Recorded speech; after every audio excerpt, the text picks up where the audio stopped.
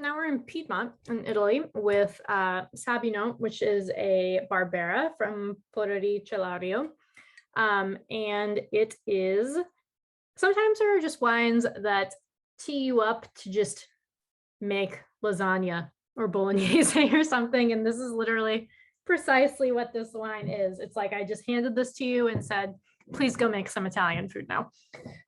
Not honestly, most Italian natural wines do not tee you up to do that, because most of the natural wine space, at least in like the focused on natural wine space, depart from that, and it'll be, you know, less tannic, or it'll be, I don't know, like mixed with white grapes, or, you know, like goes through carbonic. So it's just not the normal expression. And I think it's always very important to have that in there, because it's very tiring to just always drink wines that taste different, because if they taste different all the time, then nothing's different.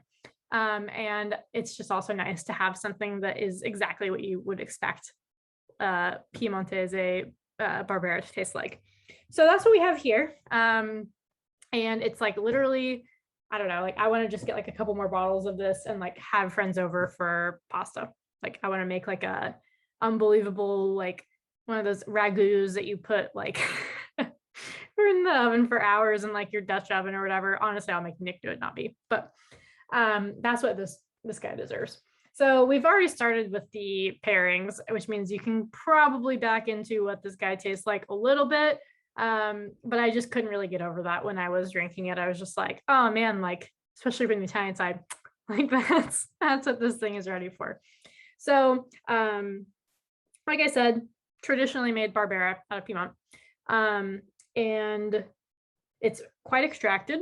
I don't know exactly how long it's spent, but I do know that it's higher in alcohol. It's 14.5%. And then on the nose, it's like, it just has all the things that I would hope it would have, which just makes me so happy sometimes. So it's like baking spices at the top, like basil and oregano, maybe. I don't know. Just again, think about what you're going to put in your Italian dish, and it's like mimicked there, which is why it's so perfect. It's just teeing you up for it. Then on the bottom, it's like, it's cherries and they're dark, but they're not like heavy or broody or anything like that. And then it also has like dark chocolate to it, which is really lovely. Maybe even like a little bit of like mintiness. I don't know. Especially like up on the side, it like almost like stung my nostrils a little bit. And probably some of that comes back to the higher alcohol percentage, but that's where I'm going with it. So on the palate,